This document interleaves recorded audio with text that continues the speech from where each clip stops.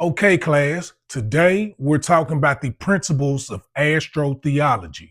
So let's get into it. And astrology is the science of studying the stars, which is basically timing and cycles. Astrotheology is the science of studying the stars, but in story form, mainly human story form. And in astrotheology, everything is alive and moving. And astrotheology is the oldest spiritual system known to man. Why do I say that? Well, because since the beginning of time, the human race has passed down stories about the universe from generation to generation all the way up to now. And the biggest book that we have on astrotheology is the Holy Bible, aka Helios Biblios, the book of the sun. And the sun is a star. It's the biggest star in our solar system. And to learn a star or to understand a star is to learn the arts. And that is what astrology and astrotheology is, the science of studying the arts, which is the stars. Now, the Holy Bible has 66 books, and 6 plus 6 equals 12. What's commonly associated with 12? The zodiac. And all throughout history and mythology, great people have been associated with the number 12. Odin had 12 names. The Titans and the Olympians were 12. Hercules or Heracles had 12 labors. And there were 12 knights of the round table. The Bible is no different. The major characters are associated with 12. Watch this. Adam lived 930 years. This is the first time the sun rotates through the zodiac. Abraham had children at 75. Moses lived 120 years. 40 in Egypt, 40 preparing for his mission, and 40 leading his people to the promised land. Enoch lived 365 years. This is the sun rotating through the zodiac on a yearly basis. 12 tribes of Israel, Jacob is the son. 12 disciples, Jesus is the son.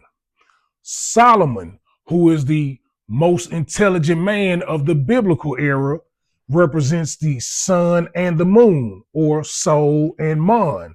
Sol, solar system, solar plexus, place of the sun. Mon, Monday, moon day. It's all the same things. And Saul is the son along with David and Solomon. They all reigned 40 years apiece. And 4 times 3 or 40 times 3 is 120 or 12. Still breaks down to 12. Now, the zodiac is associated with 12, but you break that down into 1 plus 2, and it's 3, which comes to the 3 missing keys, which are self-knowledge, self-identity, and self-revelation.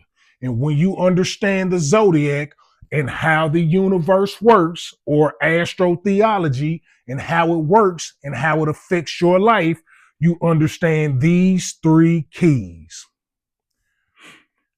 Now, a lot of us think that the zodiac is bad, but here are Bible verses right here talking about how the Creator put signs or constellations in the sky for us to understand for what's going on to help us live our daily lives.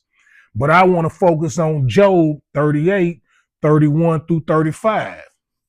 In this passage, the Creator, God the Father, says, I control the Mazzaroth. And when I was young, they said the Mazzaroth was a monster or a demon. But when you Google Mazzaroth, it means zodiac. So if God the Father says, I control the zodiac, then how can it be evil? Now, Jesus takes up the whole New Testament, because the sun in Jesus' time is going into a different aspect of the constellation, aka the zodiac, which is Pisces. So that's why Jesus takes up a lot of time, or most of the time, in the second half of the Bible. But understand, yes, the sun is a big part of astrotheology, but that is not all of astrotheology. But today's class, we're coming from this perspective of the sun. And Jesus is the Son or the Son. These words are interchangeable. Now, Judas represents Pisces, Thaddeus represents Aquarius, Matthew represents Capricorn. Shout out to the Capricorns.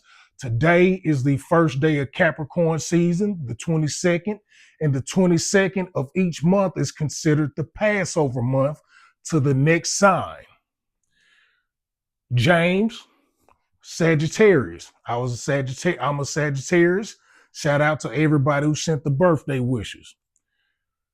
Thomas is Scorpio. Nathaniel is Libra. Philip is Virgo. John is Leo. Andrew is Cancer. James is Gemini. Simon is Taurus.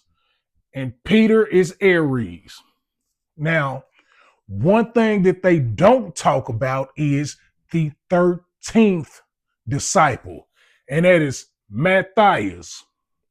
And Matthias comes into play after Jesus fires Judas, because that would only leave Jesus with 11 disciples. But understand, the sun flows through these zodiac signs, these main 12, every time through his rotation. So Jesus had to replace Judas and put Matthias right there, because the sun has to go through the 12 at all times. But Matthias represents the two zodiac signs that are not that the sun does not pass each time it goes through, because sometimes the sun will bypass these two zodiac signs, which are Ophiuchus and Cetus. And watch this, there are 14 constellations, which are zodiac signs. Jesus, with all his 13 disciples, are the 14 constellations. Now, Jesus died or was crucified on a Friday, but Jesus with his 12 disciples are 13, and it's Friday the 13th. So there's no need to be afraid of when Friday the 13th comes around. And that's why they gave you Jason Voorhees, because what? Jesus continues to come back just like the sun continues to come back. No matter how much you kill Jason, what does he do? Continuously come back. And what is Jason? July, August, September, October, November. Now, let's get into degrees. Astrotheology deals with degrees. 1 day equals 1 degree. 30 days equal 30 degrees. But we don't rotate on a purely 30-degree angle. We rotate on the 30.4 degree angle. So when we get to a year, which is technically 360 degrees, but we rotate on a 30.4 degree angle, that gives you 365. 30.43 times 12. And in age is from 2000 to 2160 years or degrees. And again, we just left out of the Piscean age, and now we're in the age of Aquarius. And some people say we came in the age of Aquarius in the year 2000. Some say 2012. I'm not here to debate. And some people will be like, well, the age of Aquarius has all this knowledge. Why are people still so in the dark? You have to realize we just now started. And imagine 25 years or 13, whatever you want to say, into 2,000 years is not a lot of time. And lastly, the sun moves in cycles, which is from 24,000 years to 25,920 years. And that's when the sun has rotated through all 12 to 14 of those constellations. Now, I want to end class off with this. We are in the winter solstice. Now we have the winter solstice, the spring equinox, the summer solstice, and the fall equinox. But we're talking about the we're talking about the winter solstice. And it starts today, December 22nd, which is Capricorn. And December 22nd represents the shortest day of the year.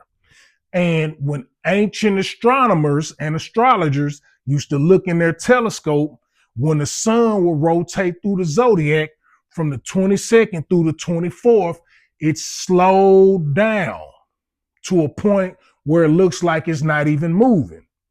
Now, the sun is still giving you night and day, but through its rotation is not going the same speed. So for those 3 days, those ancient astronomers and astrologers said the sun died for those 3 days. And watch this. On the 4th day, December 25th, the sun is born. That's why Christians and what we call pagans all celebrate this day, because that's when the sun starts moving at its normal pace through the zodiac again, and that's why they say the sun is born. And that is the real reason for the season. No disrespect. This has been the Principles of Astro Theology. That's all I have for today. Class dismissed.